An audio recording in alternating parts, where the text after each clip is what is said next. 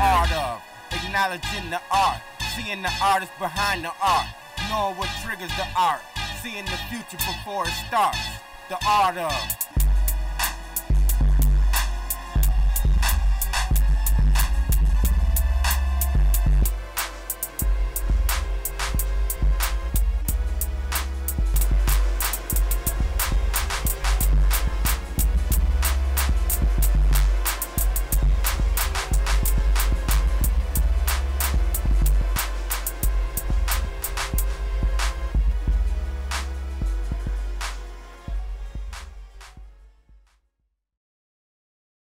Hi, I'm Philip Coleman, and you're watching The Art of. Join us as we highlight author, political commentator Tavis Smiley's celebration of Dr. King's legacy at RIT. Featuring the 4th grade winner of the Martin Luther King Oratory Competition, Curtis Babers, and singer Whitney Morrison. Enjoy The Art of. Celebrating with us today, we are pleased to welcome Lockhart Elementary student Curtis Babers, winner of the 17th annual Gardere MLK Jr. Oratory Competition.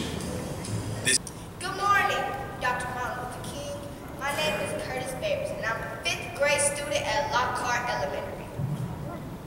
I have a dream for the future that is too beautiful to keep balled up in my heart. When I look at the present situation, I realize that my dream is possibly the light needed to dispel the dark degradation.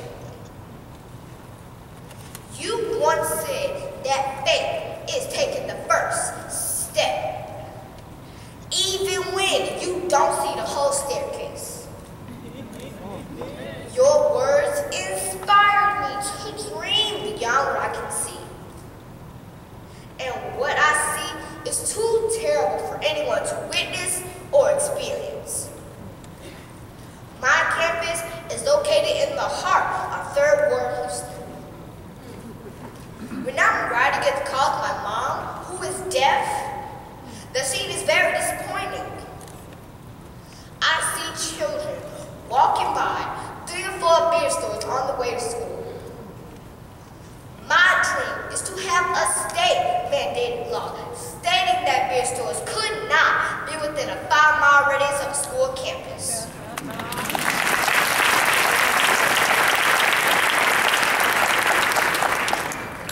School children should not have the fear or the temptation of what that other environment brings.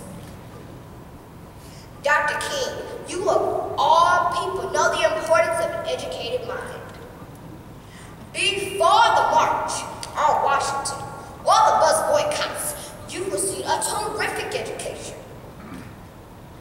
My dream that there'll be less young men choosing a life of crime and more young men choosing a major in college. I have a dream that one day there will be less young men in jail cells and more young men running businesses. I would like to tell these young men to stop blaming your circumstances on your parents, your situations, and your background.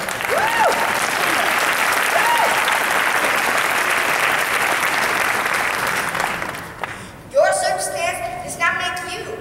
Stop wasting your time in these clubhouses, pursue a law degree, and fight for justice in the courthouses.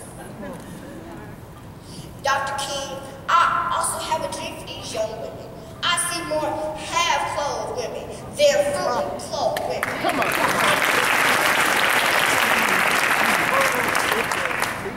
Every time I turn on the internet or the television, I see women aspiring to be these so-called vixens. My dream is that our young ladies would not aspire to be the next rap video or some ballless boo.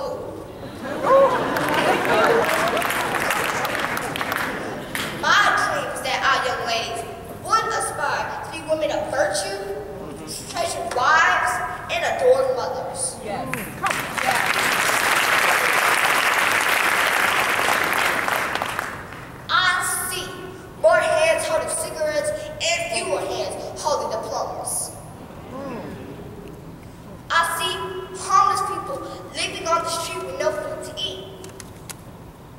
I see children suffering from hopelessness and war in terrible situations. Yeah. I believe everyone deserves health care and great doctors.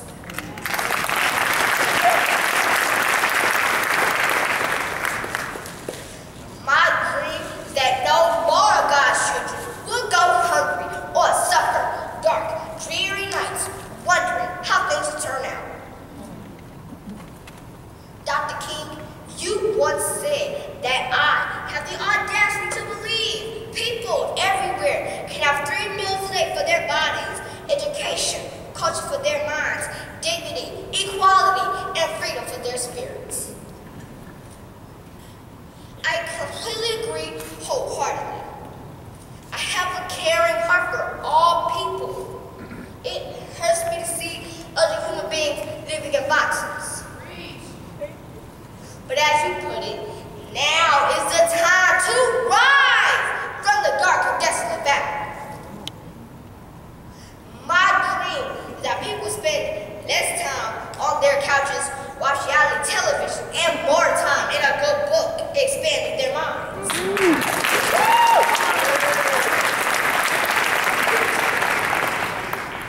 Dr. King, you may be thinking how a 4th grade African-American boy is such a heavy burden on his heart. Well, again, have to quote from one of your speeches. All life is interrelated, tied in a single garment of destiny. I can never be what I ought to be until you are what you ought to be.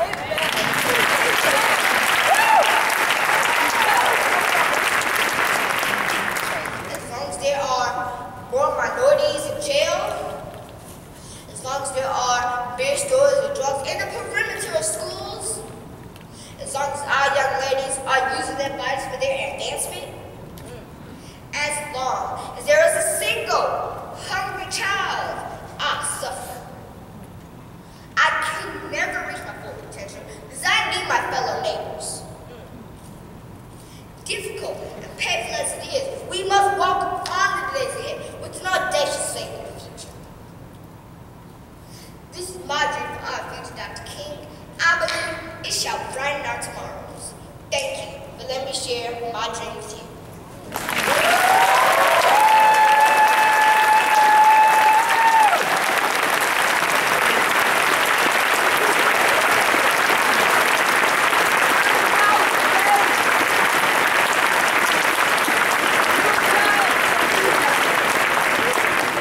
This year, we present vocalist Whitney Morrison, accompanied by Dr. Wayne Buckner. Miss Morrison, a seasoned vocalist, is currently a student at the Eastman School of Music, where she is pursuing a graduate degree in vocal performance and literature. Pianist Dr. Wayne Buckner is Associate Professor of Piano and Chair of the Music Department at Oakwood University.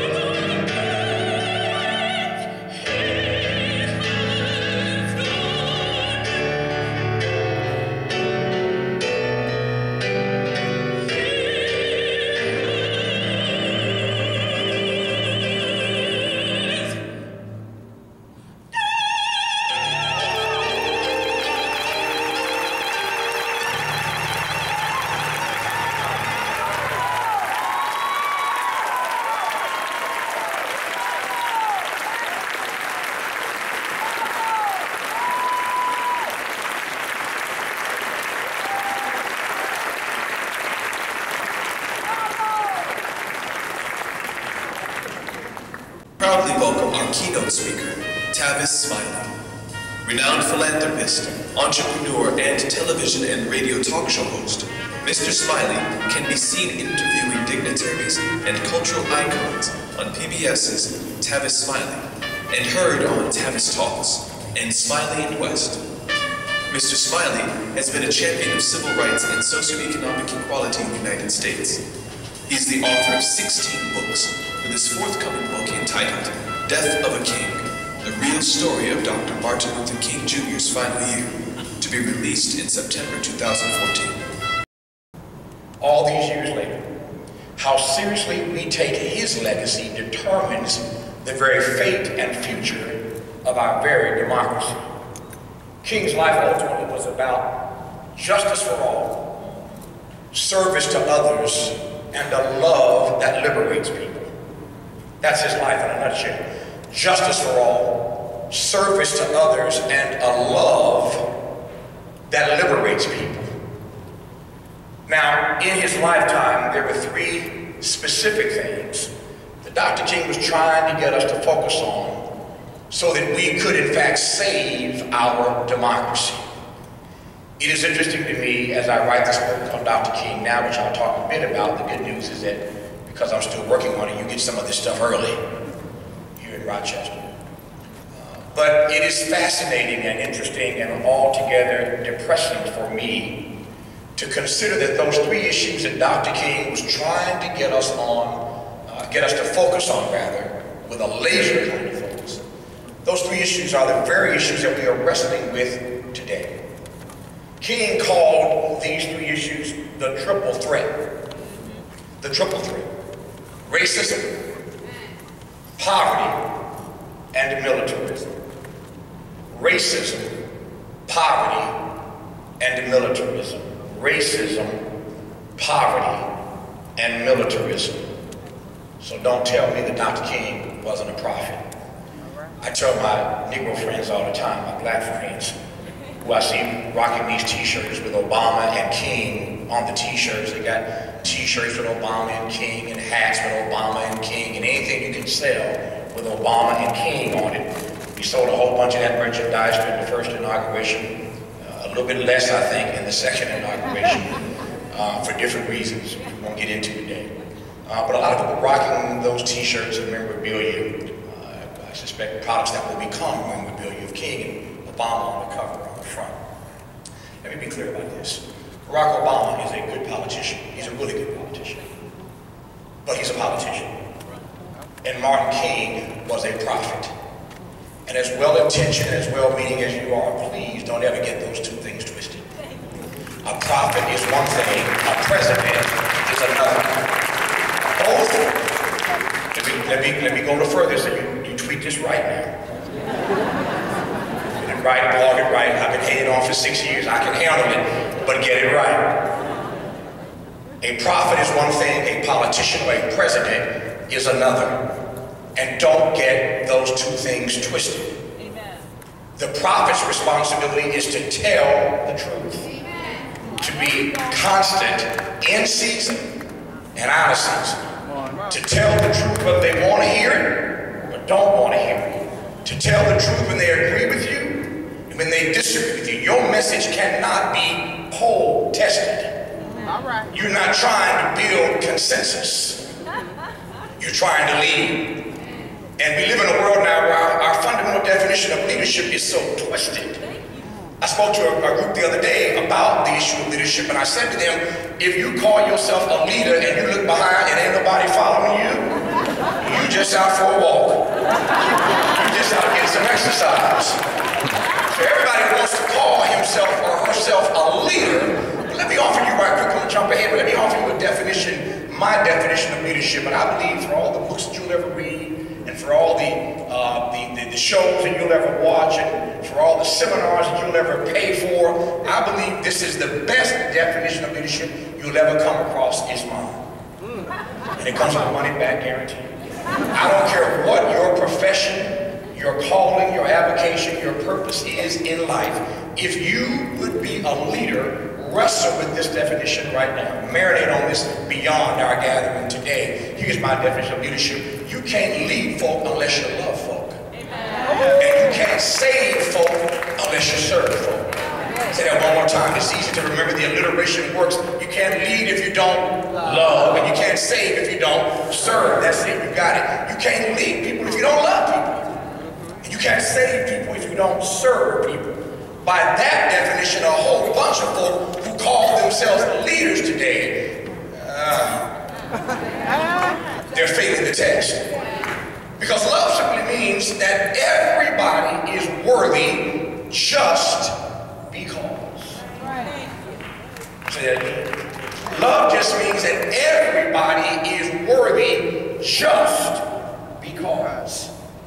Not because of where they went to school, not because of the color of their skin, not because of their earned income, the car they drive, the house they live in, the neighborhood they're from, who their mama and them are, what kind of access they have. No, love means that everybody, as we say in my neighborhood, everybody is worthy just because. That all life has equal value. Can you imagine if we could take that definition of love and operationalize it, implementize it around the world? If everybody in the Middle East believed that the other was worthy just because, that all life had equal value, this Jewish-Palestinian conflict would have been resolved long ago. The Hutus and the Tutsis would never have gotten into it in Rwanda if the other believed that the other's life was equally valuable and precious. In our country, if we really believed that everybody was worthy just because, and that all life had equal value, as you heard the young brother state in his presentation, then everybody would have access to equal, high-quality education. If we believe that. If we really believe that, then everybody would have access to high-quality health care. If we really believe that, then nobody would be working a minimum wage job. We'd all have living wage jobs. If we really believe that all life had value, that all life, in fact, had equal value, and that all of us as God's children were equally precious. That's what we mean when we say love. I come back to my point. You can't lead folk unless you truly love folk. You can't save folk unless you serve folk. Dr. King put it this way: any of us can be great because any of us can serve. All it takes is a heart full of grace and a soul that's generated by love. Any of us can be great because any of us can serve. All it takes is a heart full of grace and a soul that's generated by love. We live in a world where too many folk are chasing success, but ain't nobody trying to be great. There is a difference, you know. You can be successful without ever being great, but you'll never be great without being successful. Can I prove that to you right quick? Give you a quick example. Donald Trump. Don't tell the Donald I said this. I know I am in New York. This doesn't make its way down to Manhattan. So don't tell the Donald that I was hating on him, because I'm not. It's just an example. By the world's definition, Donald Trump is terribly successful. By our definition, he is successful as a businessman, as an entrepreneur. He's successful. But ain't nobody ever gonna call Donald Trump great. He's successful. But we don't regard Donald Trump as great. Think for a moment, just think to yourself about all the persons in history who you regard as great. You don't regard them as great because of their economic earnings. There's a whole lot more that goes into your delineating someone as a great figure in American or world history. So I find that many of us who are chasing success are really just chasing significance anyway. That's what they're really chasing, is significance. We chase success, but nobody wants to chase greatness. And that's why King's words are worthy of being remembered today. And we can all be great because we can all serve. All it takes is a heart full of grace and a soul that's generated by love. Every time I get a chance to speak at one of these gatherings that celebrate Dr. King, it is my unapologetic intent to to try to introduce you to, is the purpose of the text, to try to introduce you to a Martin that you may not know. I fear that what is happening to Martin now is also going to happen to Mandela, who we just saw pass. And that is that we have a way, we're really bad about this in America. We love dead martyrs. We love dead martyrs. We have a real problem in this country of romanticizing and sanitizing and sterilizing and deodorizing and taming and defaming. We have a way of doing that to historic figures to make them suit our own interest, our own vision of them. We want to be comfortable seeing them through the prism that we are looking through. And so we end up taming and sanitizing and deodorizing Dr. King. And so Martin becomes this smiling man with his arm up in the air saying, I have a dream, I have a dream. And too many of us act as if, I'm so glad to be the young brother, at least offered us a little bit more than I have a dream. Because too many of us think that Martin, we at least act like Martin only gave one speech in his life. And then we act like the speech only had one line in it. That I want my children to live in a nation one day where they'll not be judged by the color of their skin, but by the content of their character. See what I mean? I ain't gonna ask you to go no further. I'm not gonna ask you to give me any more. The reality is that we love to fixate on the second half of that speech, when King turned the corner and got to the dream. But the first part of that speech, woo, the truth in that first half is so subversive, we don't want to deal with it. When Martin talks about coming to the nation's capital to cash a check, the check would just come back marked insufficient funds. We refuse to believe that the Bank of Justice is bankrupt. And so we come today to cash this check, which upon demand will give us the riches of freedom and the security of justice. And he goes on from there. The first half of that speech is hard for us to swallow. It's hard for us to deal with. So we love to jump to the second half. When that voice on the stage that day could feel and sense that the audience was starting to shift on Martin. She could feel the mood in the audience, those 250,000 people. She could feel the mood starting to shift, and you could hear on the tape, if you listen very carefully, you could hear this voice saying, tell them about the dream, Martin, tell them about the dream.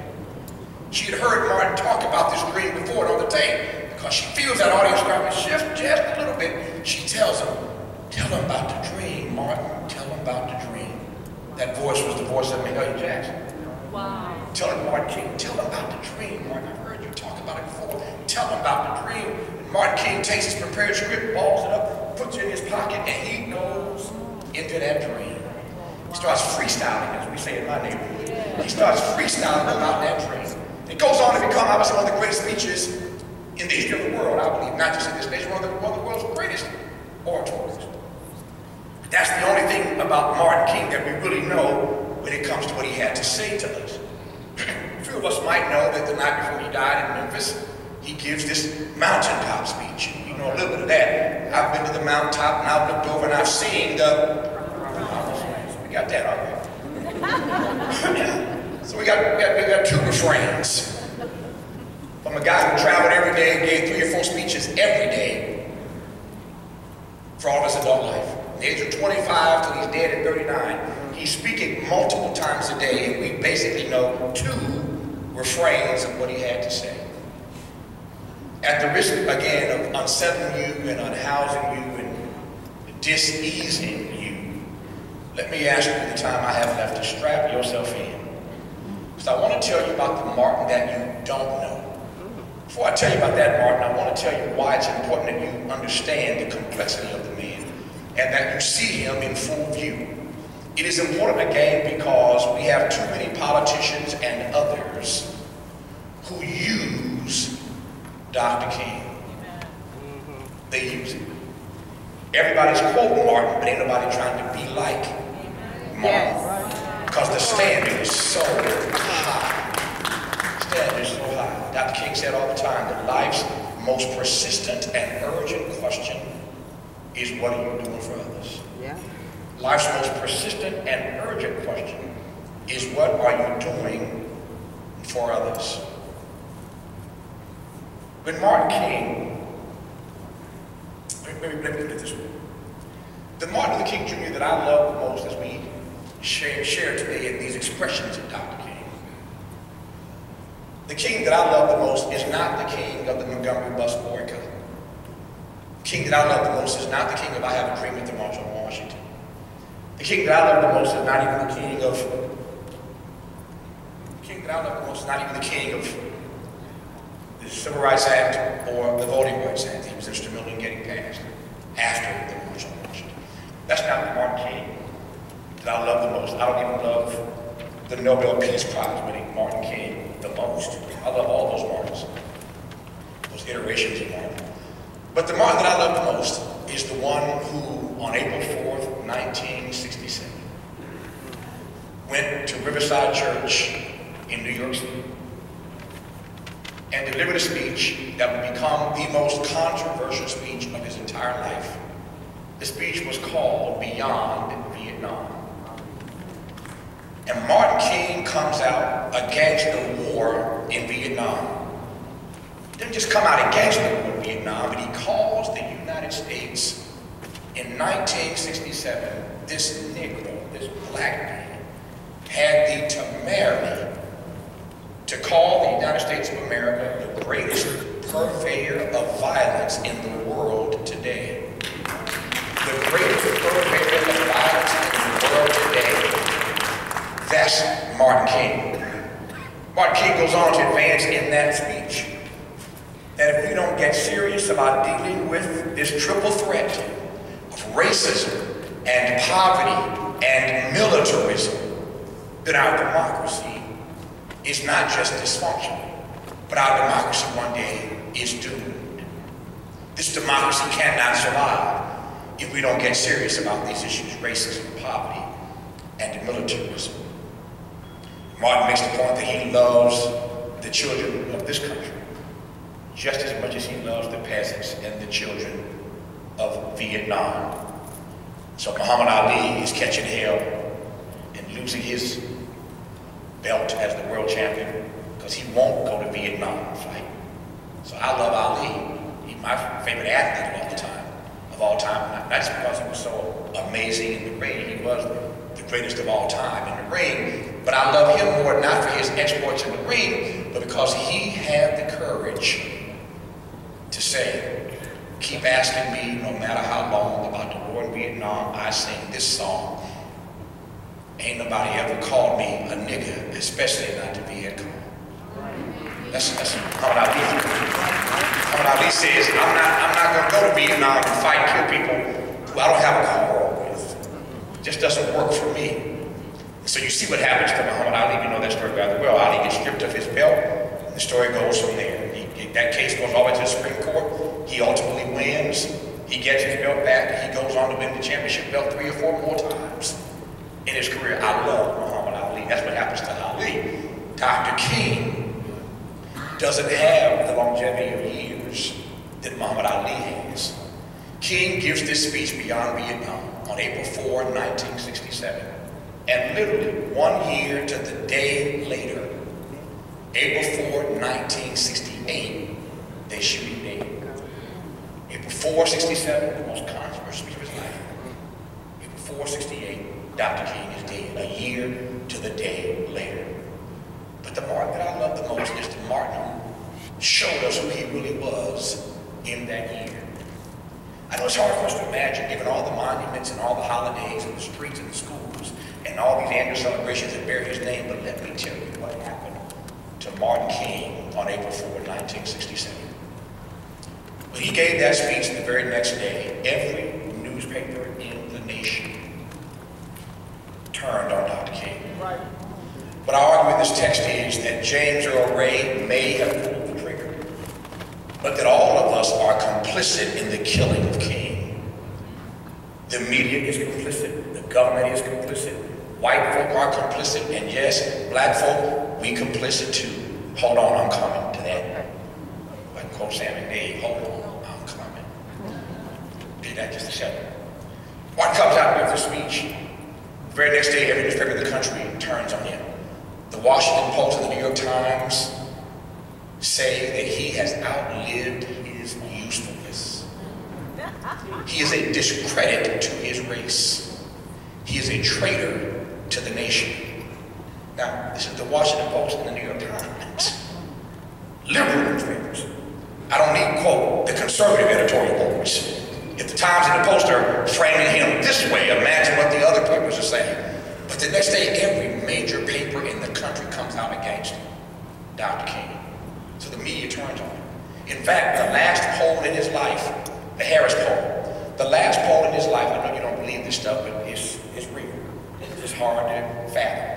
The last poll in his life found that 72% of the American public thought he in fact had outlived his usefulness. He'd fallen off the list of the most admired Americans. Nearly 3/4 of us had no use for Dr. King in the last year of his life. That's the country writ large.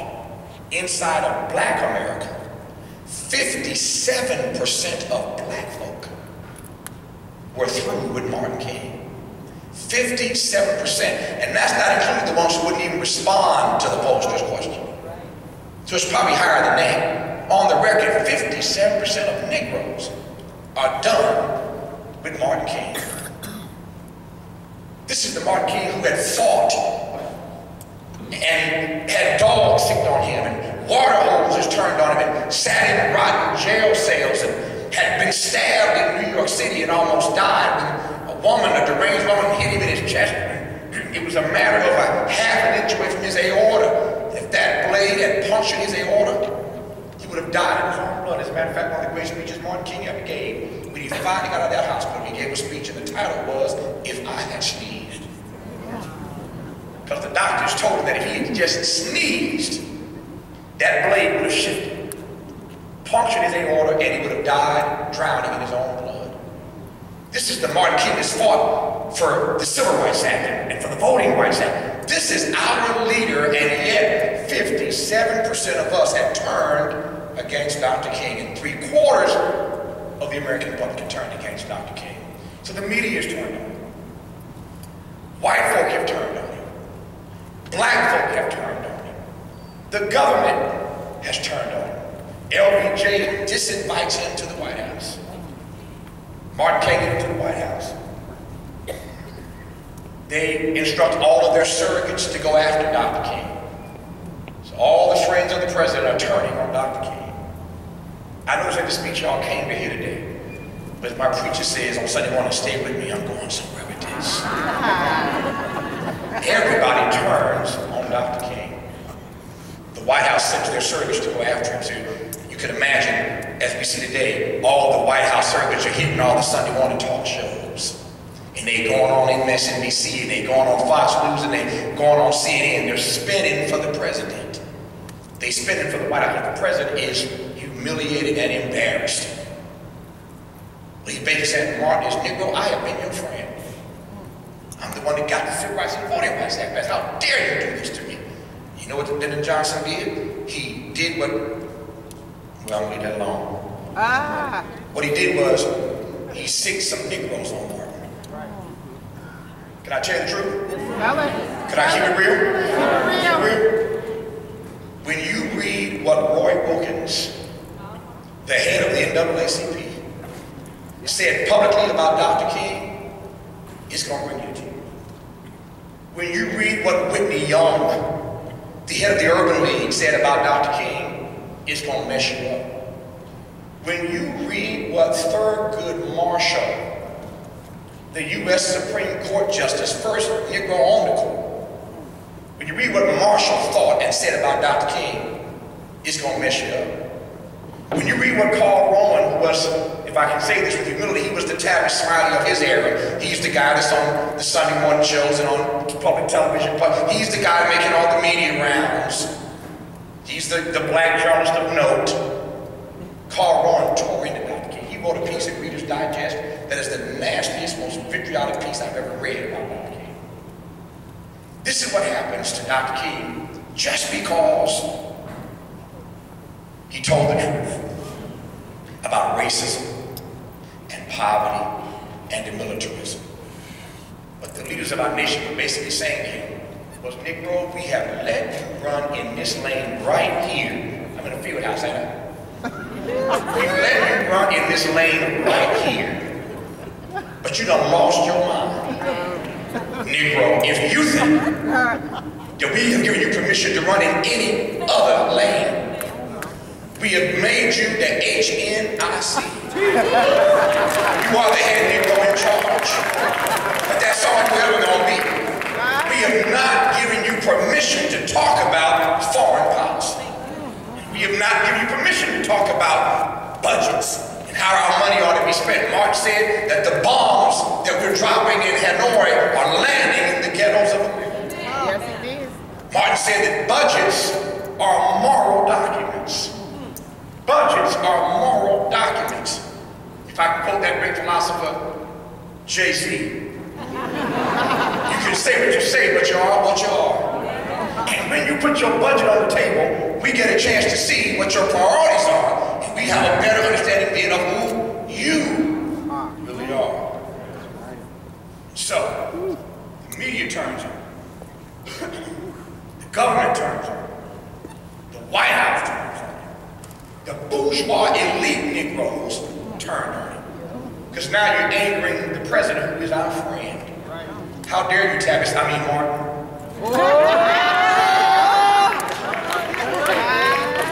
How dare you hold the president accountable? How dare you turn hate on the president? So the bourgeois elite Negroes turned on him. But then the everyday Negroes turned on him too. Why? Because in 67, heading to 68, the Black Panther thing is coming on strong. Yes, it is. A few months later, you know, in 68, Mexico Olympics, that's when Tommy Smith and John Carlos stand up on it. Y'all with me on this? So the Black Power thing is coming on strong. And because it's coming on strong, these young people want more. They want more. And Martin, to them, is only 38, but he's old school. He's passe. Nonviolence is obsolete. Time for Black Power. So they don't want to hear Martin, they want to hear Stokely Carmichael. Yeah, they do. Now I love Stokely. They want to hear H. Rap Brown. Out in Oakland, you got Huey Newton them coming on strong. You know, the Black Panther thing is coming on. They don't want to hear from Dr. King. So Martin King, in the last year plus of his life, is basically relegated already to the dustbin of history. He has, for almost all of us in this country, outlived his usefulness. Let me tell you why I love this Martin the most. Because every day, Martin King got up when everything and everybody, when the cosmos turned against him, he got up every day speaking truth to power. When folk didn't want to hear it, when it made him unpopular, when everybody turned against him, I ain't got time to get into how it bankrupted his organization, SCLC. Yeah. At one point, he was so bankrupt, the organization trying to do his work, he called all his famous friends together to go on a tour to raise money for his movement. He called Harry Belafonte and Sammy Davis Jr. and Aretha Franklin and Sidney Poitier and Eartha Kitt and all his friends. They all came together to help Martin do a tour to raise money. And everywhere they went, they could not sell out. This is Aretha Franklin. She got 8 hits on the charts. This is Riri of Respect fame. They not mad at Riri and Harry and Sidney. They don't want nothing to do with Dr. King. So he got a stage full of stars. They can't sell tickets on an 8-city concert tour. They can't sell out nowhere. The tour ends up costing them money. So everything, everybody, the cosmos turns on Dr. King. And yet,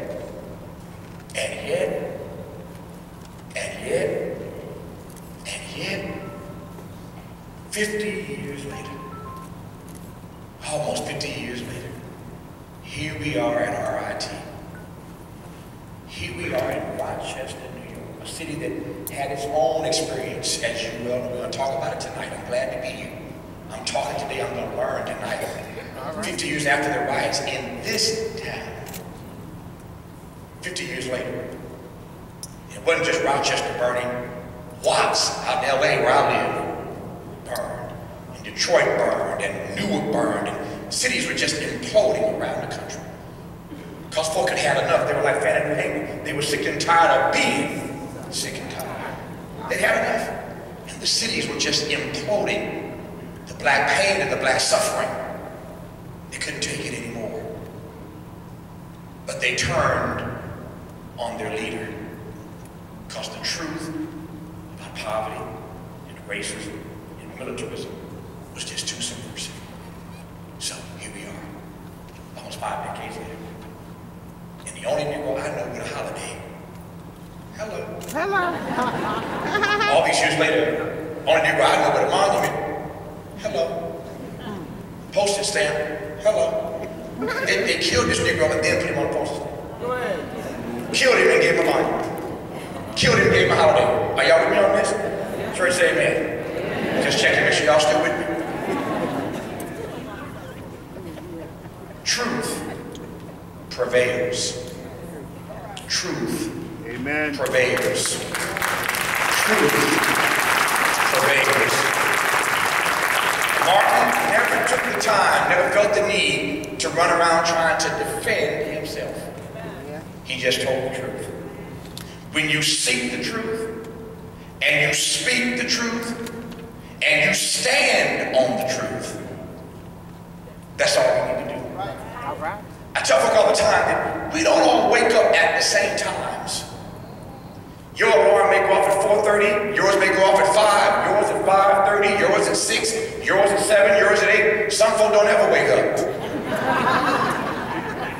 But we don't all wake up at the same time. Some of us get up, but we really ain't awake, we just sleep on it. Yeah. So you can't expect that everybody's gonna get it. But everybody's sure ain't gonna get it in real time. So you gotta stay consistent to telling the truth. And know that over time, love wins. Love wins. Love wins. Now as I take my seat, why is all this important? It's all important in Rochester all these years later because if we are going to make the world safe for that legacy that I spoke of 35, 40 minutes ago, if we're going to make the world safe for his legacy, justice for all, service to others, and a love that liberates people, then somebody all these years later has still got to have the courage and the conviction and the commitment to speak the truth about poverty and racism and militarism.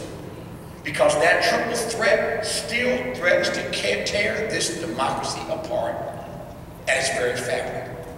1% of the people cannot continue to own and control 42% of the wealth.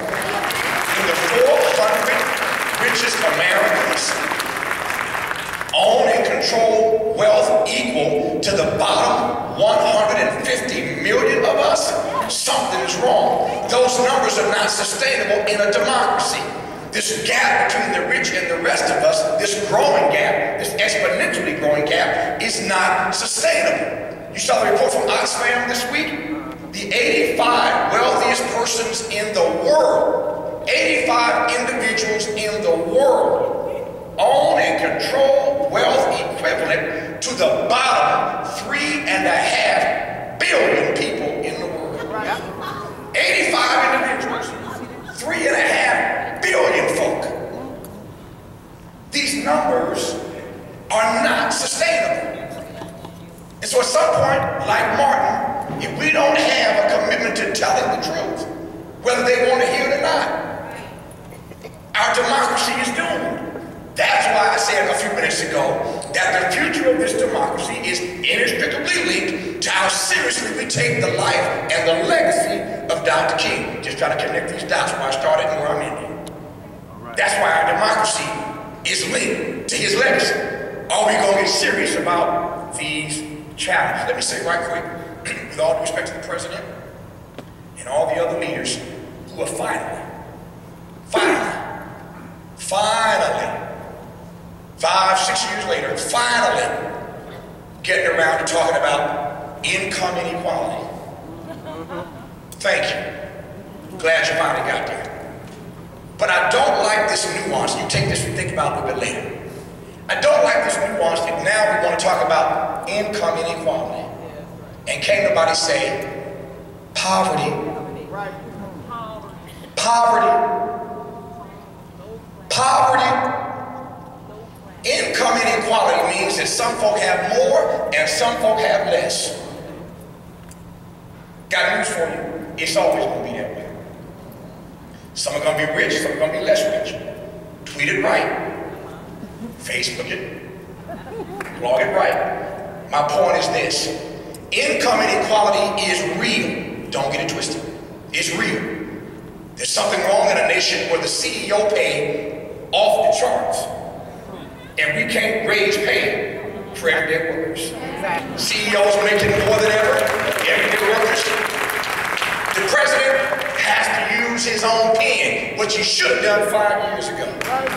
But now he wants to brag about using his own pen so that federal workers, vis-a-vis government contracts, can get $10.10 an hour. That same pen could have been signed the same executive order years ago. Why are we just now, for the sake of preserving our legacy, now we want to talk about income inequality, but still don't want to really talk about poverty? So income inequality is real. We got to do something about this gap between CEOs and workers. Did you see this news story the other day about Jamie Dimon at Chase? The same company that just had to pay $1 billion settlement, and they gave him, the board of trustees, board of directors, gave him a pay raise. Wow. Google it. I ain't making this up. Google Jamie Dimon. JP Morgan checks. All the drama we've been reading about what they did and who did what, who knew what, and they agreed to this fine, and he gets another pay raise in the midst of all of this. The president is begging Congress to raise the minimum wage to a living wage. I'm telling you, Martin is turning over in his grave.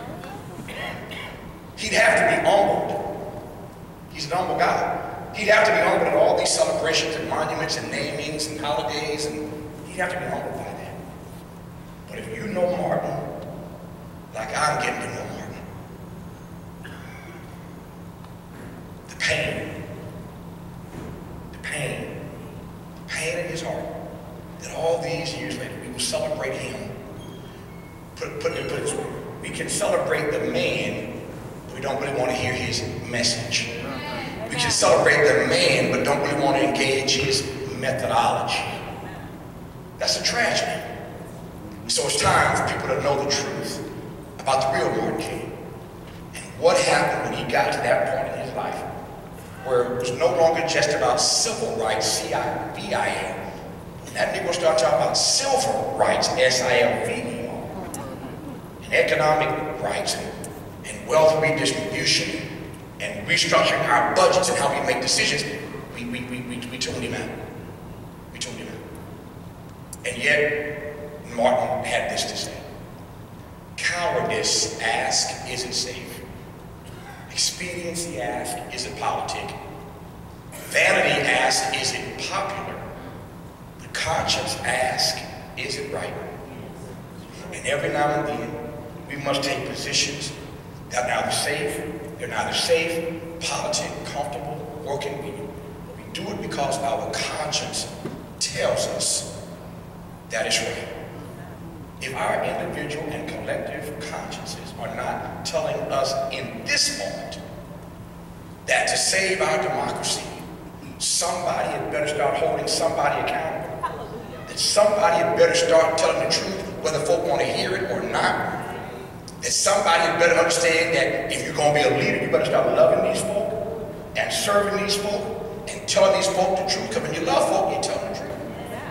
That's what you do. We don't understand that all of us, all of our lives are worthy. All of our lives have equal value. If we can't figure that out now, then when?